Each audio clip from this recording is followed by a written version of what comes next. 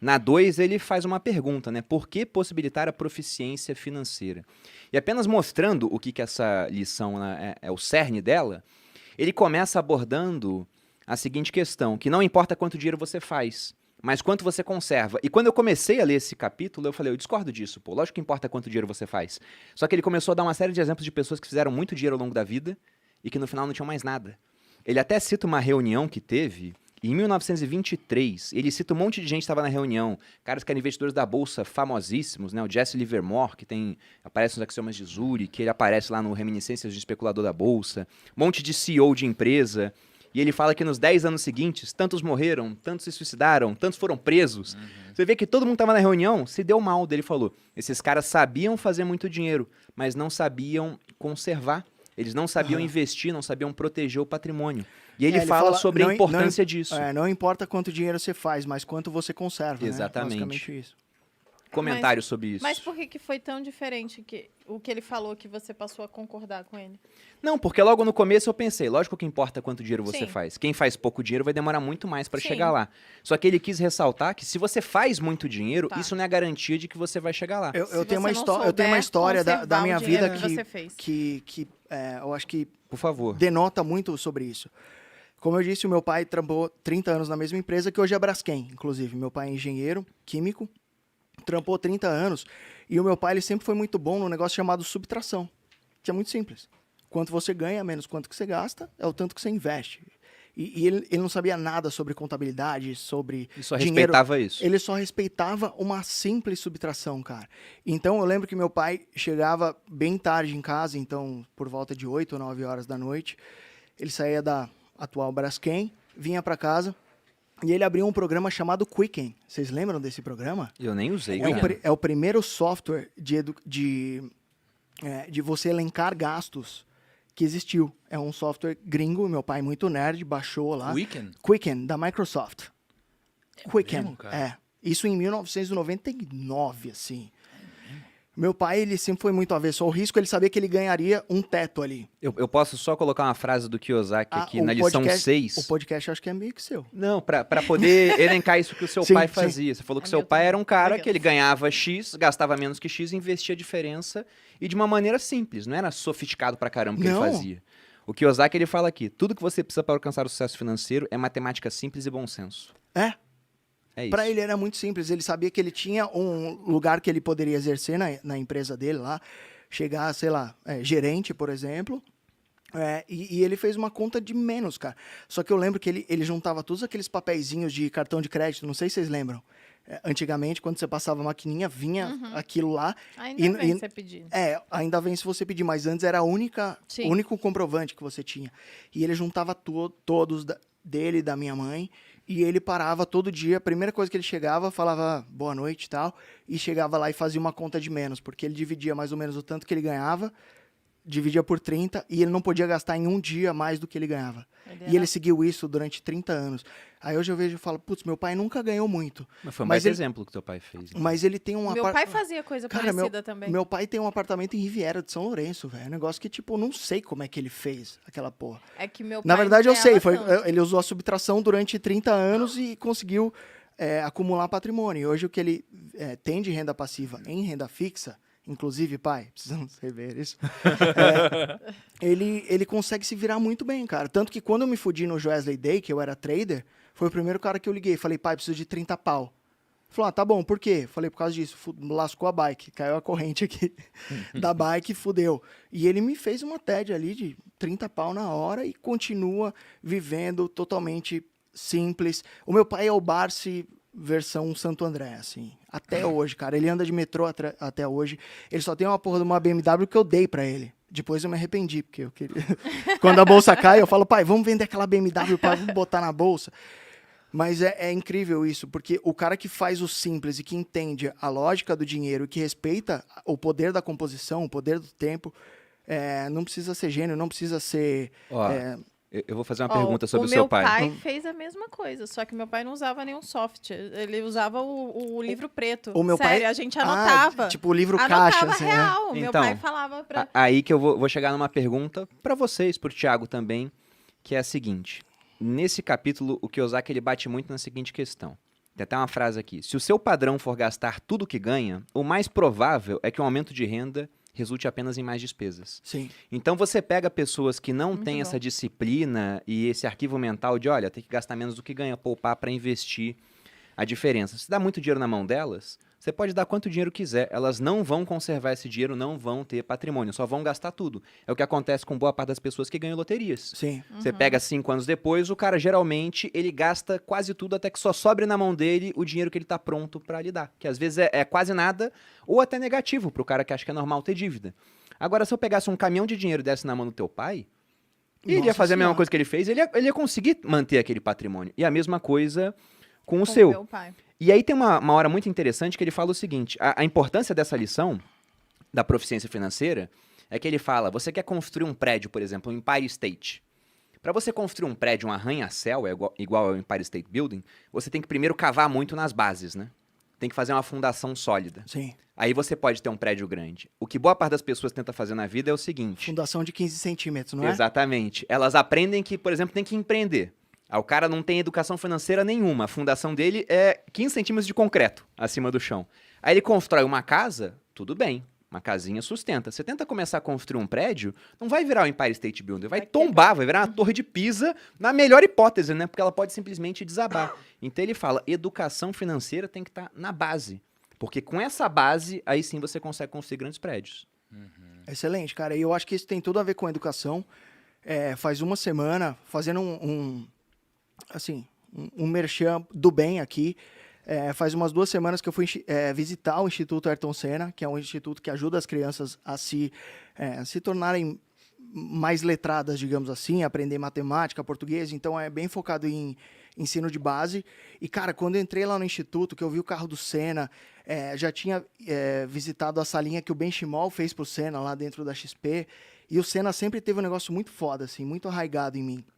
E faz 2 semanas que eu falei que, para todo sempre, a receita do meu canal, Pitch Money, Eu vi isso aí. vai ser doada pro Instituto Que Ayrton Senna, massa! porque, cara, todos... Eu até ajudava algumas causas animais e tudo mais, mas eu percebi que todos os problemas que a gente tem derivam de um problema da educação de base. Sim. A gente não tem. Eu tive a sorte de ter, porque meu pai abriu mão de muita coisa para que eu estudasse nas melhores escolas do Brasil.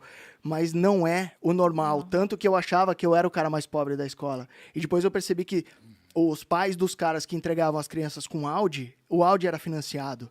E o meu pai, que tinha um Voyage que entrava água no... Como é que chama? No farol, quando chovia. O meu pai era o mais rico dali, mas não sabia. Mas é por isso que eu... e aí as crianças me chamavam de pobre pra caralho na escola e se afastavam de mim. Mas é por isso que eu acredito que a única coisa... Meu pai foi impecável comigo, mas a única coisa que eu mudaria... É meio foda falar de pai, né? Dá um... Você vira meio emo. Mas a única coisa que eu mudaria com o meu filho é explicar a situação financeira do tipo, ó, papai ganha tanto, a gente gasta tanto. Porque eu vivi com essa mentalidade de tipo, mano, sou pobre, sou a margem da sociedade. Na minha época já não deixavam a gente derreter chumbo de pasta de dente.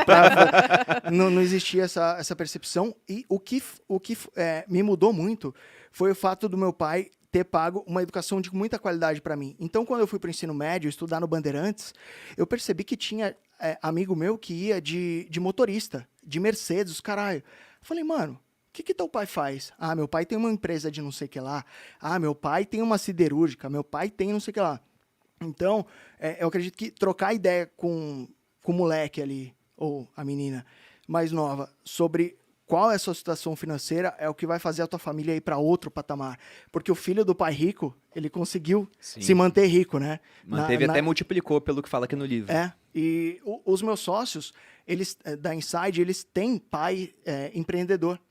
E o pai dele sempre falou, ó, pai ganha tanto, tem a empresa tal, não sei o que lá, me ajuda a ganhar mais dinheiro. E eles adquiriram esse tino, essa veia pros negócios. E, mano, hoje eles têm um patrimônio, sei lá, 10 vezes maior que eu.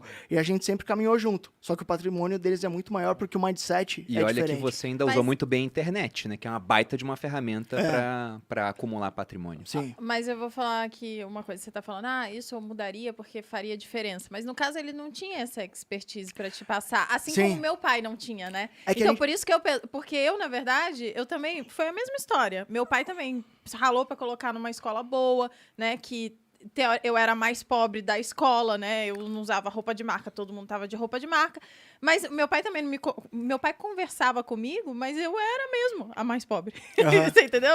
Essa era a realidade. Não tem problema nenhum. Então não fez diferença, eu acho. Eu acho que no final o que interessa é o exemplo e, de fato, ter contato com uma realidade de pessoas que têm mais dinheiro e que têm os pais, por exemplo, empreendedores, que têm os pais ricos ali, fez diferença para mim, porque eu já consegui enxergar uma coisa a mais para depois, obviamente, quando Tipo, a gente que veio existe um universo que à parte, existe um né? universo à De pessoas que parte. criam dinheiro, né? Exatamente.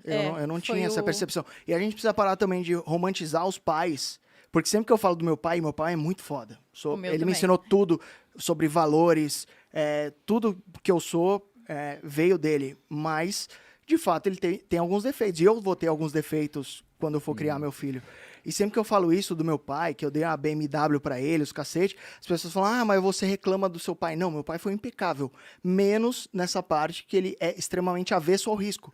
Você não tem que nem ser avesso ao risco, nem idolatrar o risco. Se você ficar ali no meio termo, né? No meio termo e conseguir fazer o seu dinheiro trabalhar, você vai ganhar muita grana. Eu idolatro o risco, cara. Eita. Caralho, ele Bravo, tá imbatível. lógico. Vai, Não, vamos eu sair na idolatro mão, isso. vai. Toma um uísque aí. Não, eu idolatro. Porque as pessoas têm uma visão de que elas acham que a gente tem que fugir do risco, né? Mas se você elimina o seu risco de perder, você elimina o seu risco de ganhar também. Então não acho que é matematicamente inteligente, né? Mas eu entendi o que você quis dizer. Você se referiu àquele risco manejo de risco, sem né? noção, Tem que saber. Claro. Cara, posso fazer uma reflexão sobre... Porque a gente estava falando sobre... o que importa não é o quanto você ganha, né? O que importa é a conservação do que entra, né? Mais ou menos isso. E aí, cara, tem uma reflexão do Daniel Kahneman, que ele fala sobre os dois sistemas que a gente tem, né? Sistema 1 e sistema 2. Sistema 1 é aquele emocional e rápido, o sistema 2 é aquele devagar e racional. Então, Pete, se liga, quanto é 2 vezes 2? Cara, até onde eu me lembro é 4. Quanto que é 14 vezes 17? Aí já deu uma lascada. Calma Deu, aí, né? eu posso Relaxa, fazer. não precisa. Qual que é Eu tenho uma HP aqui, calma aí. Não, mas qual que é o argumento aqui? O primeiro você respondeu muito rápido, então isso aqui é o sistema 1. 238. Boa, Malu. Então, o 1 foi muito rápido. Isso aqui foi algo muito rápido. É o sistema 1 atuando. A segunda pergunta é o sistema 2 atuando. É aquele mais racional, né? Qual que é a conclusão aqui? O sistema 1 ele é mais emocional. É o que toma as decisões. Nós, seres humanos, tomamos decisões de uma forma emocional, né? E qual que é o problema? Eu acredito, tá, que o que mais impede as pessoas de criarem riqueza, o que mais faz as pessoas quebrarem ou não acumularem riqueza, é elas colocarem os seus instintos humanos na frente dos seus instintos racionais. Então, quando entra muito dinheiro, o que acontece? A gente tem um instinto humano, a gente quer consumir algo agora. Tá? E quando aumenta o nosso salário ou aumenta a nossa renda, por algum motivo, os nossos sonhos aumentam da mesma forma. Sim. Porque quando a gente é um estagiário, a gente tem um sonho. De repente, a gente ganha mais, a gente muda o sonho. E ganha mais, e aumenta o sonho de novo. Aí eu já tenho um amigo que tá agora, não, quero comprar um avião. Aí comprou um avião, agora quero comprar 2. Agora quero comprar uma ilha. Caraca, mas você antes não queria nem ter carro. Então os sonhos mudam. Dele, né? Não, e aí muda os sonhos. Mas qual que é a minha conclusão aqui? Eu vou apresentar um conceito novo aqui. Vou apresentar um conceito novo para vocês. Vai. Eu, inclusive, quero escrever um livro sobre esse conceito, que é um conceito que eu achei incrível. Qual que é o problema disso tudo? Por quê? Por que as pessoas não enriquecem? Por que outras enriquecem? Para mim é porque elas entenderam ou não entenderam o conceito da máquina do tempo. Todos nós nascemos com o poder da máquina do tempo. Para resumir tudo isso daqui, sem fazer um puta storytelling, é o seguinte. A gente não tem dinheiro para comprar um carro hoje. A gente precisaria trabalhar 7 anos para comprar um carro, por exemplo. Mas como eu não tenho dinheiro, o que eu faço? Eu aperto o botão da máquina do tempo e eu vou para o futuro. Por quê? Porque eu já saio da concessionária com o carro. Mas eu não podia comprar ele. Você antecipa sonhos, basicamente. Isso. Então eu fui para o futuro. Só que o que ninguém te conta é o preço que você paga ao antecipar o futuro. Ou você trouxe o bem pro presente, né? Trouxe do futuro pra Exato. pagar o preço. Eu tinha pensado assim. Exato. Inclusive, acho que é superior ao seu pensamento, mas continue. Então. Eu acho que sim, ele tá pensando em termos de fluxo de caixa e ele... Só que, ao mesmo tempo que a gente tem o poder de antecipar o futuro, a gente também pode fazer o contrário, né? E quando a gente segue a lógica do pai rico, pai pobre, uma lógica de construir ativos, cara, isso daqui é você usar a máquina do tempo a seu favor. Mas como somos emocionais, as decisões são tomadas desse jeito, a gente sempre vai apertar o botão de ir pro futuro E quem já assistiu o Clique sabe o que acontece, né, cara? Sim. Dá esse merda. filme Isso é é muito incrível, Ele esse filme. fala sobre o hemisfério esquerdo e direito do cérebro. Não Ele sei fala. se o Perini chegou nessa Vamos- parte. vamos Na pra verdade, lição 3, nos então. resumos ele também trata disso. Mas ali. É porque no resumo ele destaca os principais pontos. Sim. E ele fala dessa parte emocional.